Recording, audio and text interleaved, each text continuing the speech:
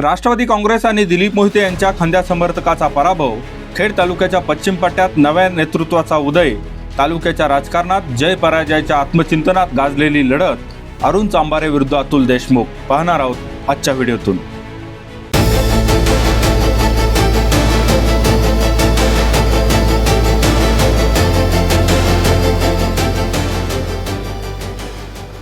नमस्कार, आपण पाहतात खेड टाइम्स। गाजलेल्या 7 लढती या मालिकेच्या 6व्या भागात आपलं स्वागत।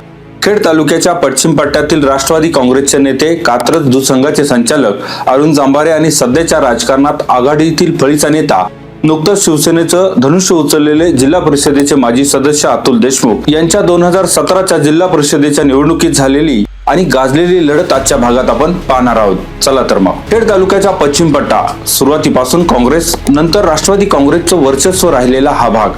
लोकसंख्या कमी असल्यामुळे या भागात गट रचना ही कायम विस्तृत स्वरूपाची राहिली।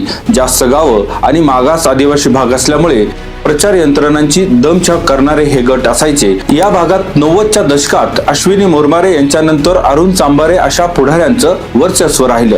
2007 साली अरुण चांबारे नायफड वासेरे या गटातून जिल्हा परिषदेच्या निवडणुकीत विजय झाले। 2012 साली हा गट महिलांसाठी आरक्षित झाला, त्यामुळे चांबारे यांनी आपल्या पत्नी मंगल चांबारे यांना निवडणुकीत उभं केलं।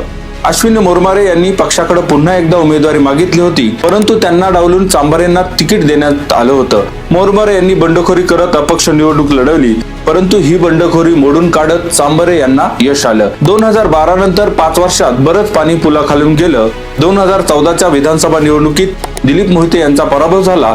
राष्ट्रवादी काँग्रेस सत्तेतून बाहेर फेकली गेली। तत्कालीन आमदार सुरेश गोरे यांच्या विजयाचं श्रेय घेत बरेच जुने नवे मोहिते विरोधक तालुक्यात आपलं पाय रोवून उभे राहिले। त्यापैकीच एक म्हणजे भारतीय जनता पक्षाचे तत्कालीन तालुकाध्यक्ष आणि राजगुरुनगरचे माजी सरपंच अतुल देशमुख। 2012 साली वाडाकडूस गटातून जिल्हा परिषदेची निवडणूक ते लढले होते। त्या निवडणुकीत त्यांना दुसऱ्या क्रमांकाची मतं मिळाली होती। 2017 पर्यंत त्यांनी आपलं राजकीय वलय चांगलं वाढवलं होतं। त्या निवडणुकीचं वैशिष्ट्य असं आहे की त्यावेळेस मी तालुका अध्यक्ष भारतीय जनता पक्षाचा होतो। भारतीय जनता पक्षाचं काम करत असताना वाढ रचनेपासून त्या सगळ्या प्रक्रियेमध्ये आम्ही बरेच लक्ष टाकलं होतं। त्यावेळेस बापट साहेबांनी मला आग्रह केला आणि अनेक लोकांनी सांगितलं होतं। खरं तर त्या निवडणुकीला आम्ही दिलीपदादा मेदगे यांना भारतीय जनता पक्षामधनं लढावं म्हणून मी स्वर्गीय बापट साहेबांना आग्रह धरला होता आणि ते त्या भागातले प्रभावी नेते म्हणून त्या ठिकाणी पुढे आले असते। पण नंतर असं झालं की दिलीपदादांनीच माझी शिफारस केली की अतुलला लढवा, कारण आमचा जो भाग आहे त्या भागातला तो एक तर शिवसेनेला वोटिंग करतो किंवा राष्ट्रवादी काँग्रेस पक्षाला वोटिंग करतो आणि तो वोटर काही BJPकडे जाणार नाही, तर मग तुम्ही अतुललाच लढवा, त्याचे संपर्क चांगला आहे तिकडं। त्यावेळेस पाहून मी म्हटलं होतं की माझं गाव वगैरे नाही आहे, फक्त आमचं कोळवे आहे त्या बाजूला, तर त्या ठिकाणी माझं अजून तयारी पण नाही काही आणि दिलीपदादांचं गाव आहे, नातं आहे, संबंध आहेत। समोरचा उमेदवार जो आहे अरुण शेठ, त्यांचे नातेगोते संबंध आणि काम चांगलं आहे, तर अशा ठिकाणी दिलीपदादा असेल तर माझा त्यांना सपोर्ट होईल। पण भाऊंनी आग्रह केला, कारण आमचं त्यावेळेस राजकीय परिस्थिती होती ती आत्ताच्या सारखीच झाली। म्हणजे त्यावेळेस शिवसेना पक्षाने 7 कॅन्डिडेट दिले, त्यावेळेस 7 होते आपल्या जिल्हा परिषदला, राष्ट्रवादी पक्षाने 7 दिले, पण आता भारतीय जनता पक्षाकडे उमेदवार पाहिजेत। मग भाऊंनी मला सांगितलं होतं की काही करा आणि 5 कॅन्डिडेट आपल्याला उभे करायचे। मग भाऊंनीच त्या ठिकाणी आग्रह धरला होता की वाडाकडोसला तू लढला होता 12ला, तर मग आता तुझ्या बायकोला तिथं उभी कर, आणि आम्ही तशी तयारी पण केली आणि परत वाशर नायफडला तू उभा राहा म्हणून आग्रह झाला। मग नेत्यांचं ऐकायचं या दृष्टिकोनातून आम्ही नवरा बायको निवडणूक लढलो। एका ठिकाणी शरदराव बुट्टे पाटील निवडणूक लढले। खरं तर एका ठिकाणी आमचा संदीप सोमवंशींनी एक भोसले म्हणून ST समाजाचा माणूस तयार केला, संदीप पंचायत समिती लढली आणि आम्ही इथे एक गारगोटे म्हणून आहे आमचा मित्रच आहे जवळचा, तर त्यांना या सांडवरवाडी काळूसमधनं आम्ही कॅन्डिडेट केलं। असे 5 उमेदवार आम्ही दिले आणि या सगळ्या याच्यामध्ये म्हणजे या कॅम्पेनिंगमध्ये सगळ्या प्रक्रियेमध्ये पार्टीचे किती उमेदवार लढले आणि किती निवडून आले एवढंच गृहीत राहतं। तर त्या निवडणुकीचा ज्यावेळेस निकाल झाला त्या निकालामध्ये असं झालं की भाजप 2, राष्ट्रवादी काँग्रेस 2 आणि 3 शिवसेना. 2017च्या निवडणुकीत हा झेडपी गट सर्वसाधारण प्रवर्गासाठी खुला झाला आणि राष्ट्रवादीचा बालेकिल्ल्याला सुरुंग लावण्यासाठी अतुल देशमुख यांनी ताकद लावली. सुरेश गोरे आमदार झाल्यानंतर शिवसेनेनं तालुक्यात आपला जम बसवला होता, त्यामुळे राष्ट्रवादी काँग्रेसला पूर्ण शह देण्यासाठी सेनेनं कंबर कसली होती. शिवसेनेकडून तत्कालीन तालुका समन्वयक शंकर दाते हे नायफड वाशेरे गटातून निवडणूक लढवण्यासाठी प्रबळ इच्छुक होते. त्यांची उमेदवारी नाकारून शिवसेनेनं सुनील धंद्रे यांना उमेदवारी दिली. काँग्रेसचे किसन गोपाळे आणि बहुजन समाजवादी पार्टीचे किसन रोकडे यांनीही या निवडणुकीत उडी घेतली. या गटाच्या आकडेवारीचा विचार केला तर या गटामध्ये एकूण 37,532 मतदान होतं. त्यापैकी 25,447 प्रत्यक्ष आणि 48 टपाली मतदान झालं. 241 मतदारांनी नोटाला पसंती दिली.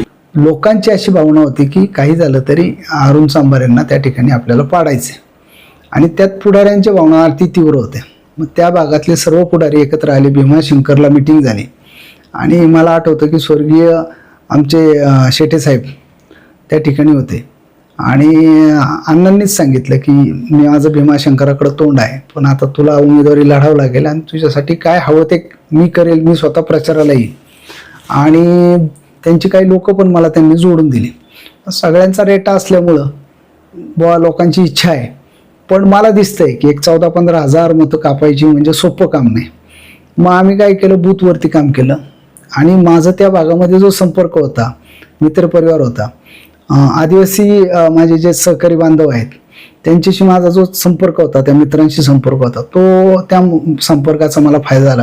आणि मला सांगायला खरखर हे वाटतं की मला जे निवडून आणलं त्या भागामधनं, म्हणजे असं नाही म्हणणार की मराठा बहुल ओबीसी समाजाच्या लोकांनी मला मतं दिली नाही, दिली त्यांनी, पण लिडिंग जे असतं पंचायत समिती गणाचं आहे, नायफडनी मला 1100 मतांनी पुढं ठेवलं.